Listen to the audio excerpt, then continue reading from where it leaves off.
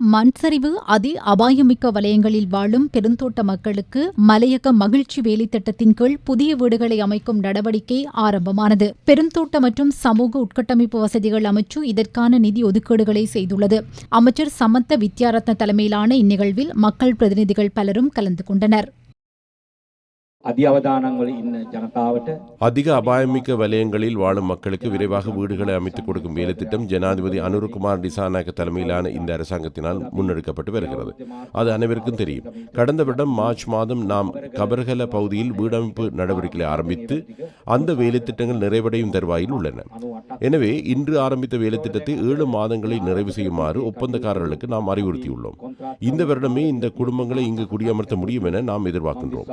இந்த பகுதியில் உள்ள மக்களை அதிக அபாயமிக்க பகுதியாக அறிவித்து 2014ஆம் ஆண்டு வெளியேறுமாறு குறிப்பிட்டனர். ஆனால் அப்போது இருந்த அரசாங்கங்களுக்கு உங்களுக்கு வீடுகளை அமைத்துக் கொடுக்க முடியாதிருந்தது. மீரியபெத்த பகுதியில் அந்த ஆண்டு மண் சரிவு ஏற்பட்டதனால்தான் இதனையும் அவர்கள் கவனித்தார்கள். இங்கு 37 பேர் உயிரிழந்தனர். பின்னர் நாம் குரல் எழுப்பி இந்த பகுதியிலே ஆராய்ச்சிக்கு உட்படுத்துமாறு கோரிய பின்னரே அந்த வேலையும் நடந்தது. மண் சரிவு ஏற்படும் வெளியேறுங்கள் என்று கூறியவர்கள் நீங்கள் வசிப்பதற்கு வேறெங்கும் வீடுகளை அமைத்துக் கொடுக்கவில்லை. இங்கே வீடுகளை பெறுகின்றவர்களில் அரசியல் எமக்கு தெரியாது. எமக்கு வாக்களித்தீர்களா இல்லையா என்பது எங்களுக்கு தெரியாது. எமது பொறுப்பு என்னவென்றால் நீங்கள் அபாய கட்டத்தில் இருந்தால் உங்களை பாதுகாக்க வேண்டும் என்பதாகும்.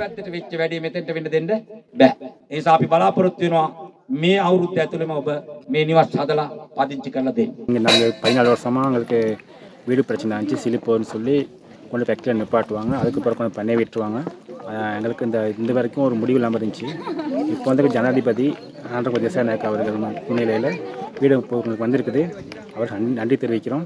எங்களுக்கு சீக்கிரமாக அந்த வீடு நமக்கு தெரியும்பாரு கிடைக்கும். எங்களுக்கு 14 வருஷமாக இந்த வீடு கட்டித்தருவதாக கூறி மிக நீண்ட காலமாக நாங்களும் அனர்த்த முகாமைத்துவத்தினால் பாதிக்கப்பட்ட பிரிவில் வசித்து வருகிறோம். தற்போது இந்த அரசாங்கம் தான் எங்களுக்கு இந்த வீட்டு திட்டத்தை அமைத்து கொடுத்திருக்கிறது. அதற்கு மனமார்ந்த நன்றிகளை தெரிவித்துக் கொள்கிறோம். இந்த வீடு கிடைச்சது எங்களுக்கு ரொம்ப சந்தோஷம். மற்றது என்னக்கிட்ட எங்களுக்கு மழை வந்துட்டா எங்களை வேணும் ஃபேக்ட்ரிக்கு போக சொல்கிறாங்க. போக சொல்கிறாங்க. ஆனால் வர சொல்கிறாங்க, போக சொல்கிறாங்க, வர சொல்கிறாங்க. இதே தான் எங்களுக்கு நாங்கள் கேட்டு எங்களுக்கு வெறுத்து போயிடுச்சு. அதனால எங்களுக்கு நீங்கள் இப்படி ஒரு உதவி செஞ்சதுக்கு எங்களுக்கு ரொம்ப